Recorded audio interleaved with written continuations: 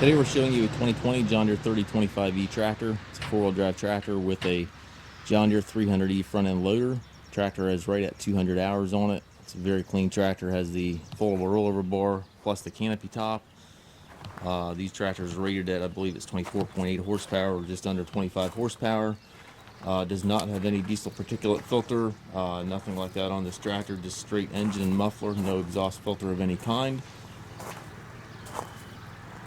Joystick here to operate your loader. Has a hydrostatic transmission, forward and reverse pedals right down here on the floor. High-low range to the left of the seat there. Has the R4 tires. Top link and drawbar are with this tractor. Looking for a tractor for property maintenance or anything of that nature, this is going to be a really nice fit. We do take trades. We also offer low rate financing for qualified customers.